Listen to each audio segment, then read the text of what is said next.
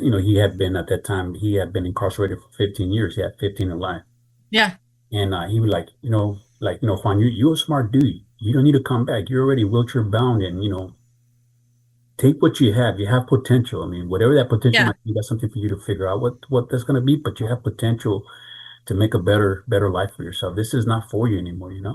And then Yeah. when he said that, and it just, I mean, it hit me hard too, because again, this is somebody that I respect, that I looked up to, and he's Yeah. telling me that this is not for me. This, Yeah. this being caged up and, having somebody else run your program was not the thing that I wanted at the end. Yeah. Well, I mean, you hate to say it and be trite about it, but it's like three strikes, you're out. First, you got sat down. Second, you got sent away. And now what Yeah. are you going to do for number three? And that's kind of Right. probably the universe met you in the So middle well and said, said. So yo, well said. dude. Yeah. Yeah. So So, yeah, man, those are the things that helped me, as well as, the people that I surrounded myself after I got out, from yeah. Rancho Research Institute, from the sports program, for some of my friends that were also wheelchair bound that were able to change their life around too. I mean, I have friends now Yeah. that are HM members and now they're teachers, Yeah. teaching at East LA College. Some of them are counselors, others are, social workers, stuff like that. Being shown a different side of your value, right? Like that Yeah, a lot of people don't see because to the neighborhood, you're valuable for very few things. And yeah, so, yeah, very true. Usually we get to this more towards the end of the interview when we're wrapping up, but it's just no. What I mean is right now with what you're saying, it's so important that, and we say this every interview. It seems like, right, Addie, is that what advice would you give? And it's getting connected with the community, with those kinds of people that touched your lives at the right moment to say the right things when your mind was open to it. Right, you were already thinking that direction. Yeah, yeah, you have to be open to receive. It can be said 6,075,000 ways. Very true. Yeah. So I'm wondering, like now, if when you're working with these young men, that have similar backgrounds as yourself, how does that uniquely qualify you to, and you probably have a much, better success rate, right? Having been there to some extent, yeah. Yeah. Sometimes. You're the guy now they respect. Yeah, I think what it is like you're saying, right? I mean, when I roll in, they see somebody they could recognize, even though they might not know me, right? Because they're like, Right. okay, well, this guy looks like me, and he's coming in looking fresh. He doesn't look like somebody that you wouldn't look up to, right? It's like, he's Yeah. coming in. You carry yourself well, you speak well when you're talking to them, right? And you talk about the business that need to be talked about, which is again, resources that are going to help you improve your quality of life and make this transition of, from the hospital back to community a lot safer, and then growing from there. Obviously, the things that you did prior to you getting here were not good, because this is like We're not ideal. exactly. Yeah. They didn't work out for you, so maybe this is the time to really reflect on your life, and the choices you have made up until this point, and ask yourself, well, what better choices am I going to make moving forward? And actually also learning to take responsibility for those choices. Yeah. You can't blame community and society and other people from holding us down. And, there's obstacles, right? Everybody faces those obstacles, but at the end of the day, it's about the knowledge that you have to be able to erase those obstacles. So if you have very limited knowledge, get self-educated. Get plugged in with people that want to help you, that are giving you knowledge. So when you do come across these obstacles, you have more knowledge to make better decisions and how to get around that and how to break through them. Yeah. And any kind of change for anybody is very difficult, and you stumble a few times. So I'm sure you give them grace, and if they stumble, you dust them off and say, we got to go back at it. And that's part of life, right? I mean, all of us stumble, all of us fall, and we get back up, and it's like, as we get back up, we're getting back up stronger. We're getting up, and they're like, okay, this won't happen again because now I know how to avoid this pitfall.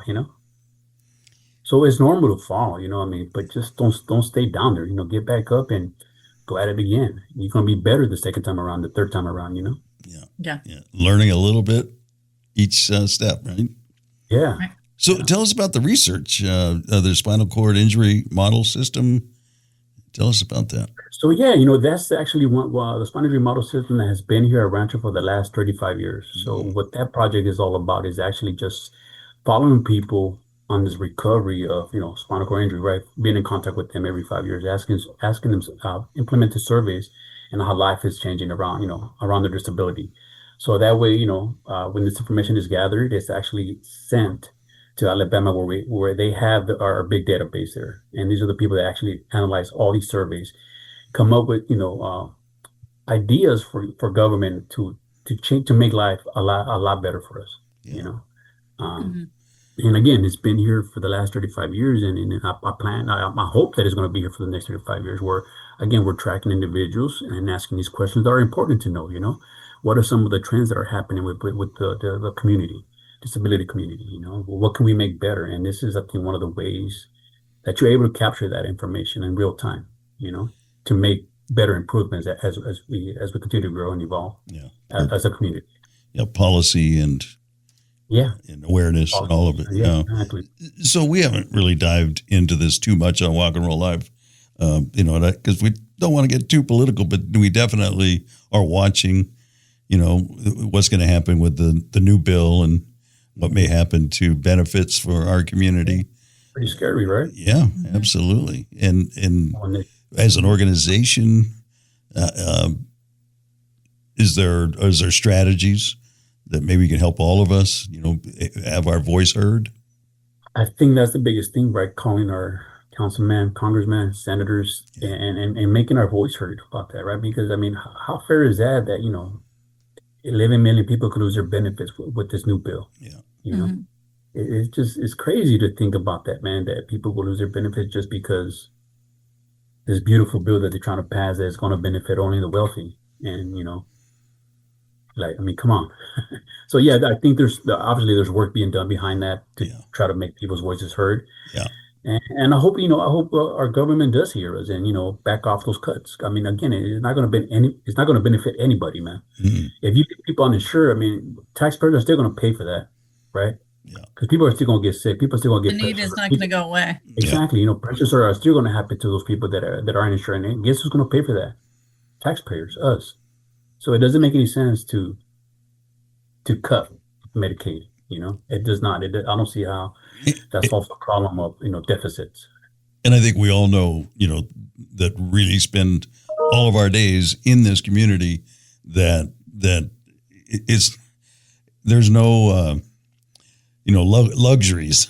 It's bare bones as it is, right? For sure. So to lose what's already bare bones, it really is going to impact the community. Absolutely. It is, and they just don't see it because it doesn't happen to them, unfortunately. Yeah. Right. Like, right, is that saying, well, it's not happening to me, so it doesn't affect me, but it does. Irrelevant. Yeah, exactly. Yeah, it will affect you. It's going to affect your pocket, brother. You know what I mean? But your taxes is going to pay for, for this and this and that, so it does affect. It might not affect you directly with somebody that you love or to you directly, but it's going to affect your pocket, Yeah.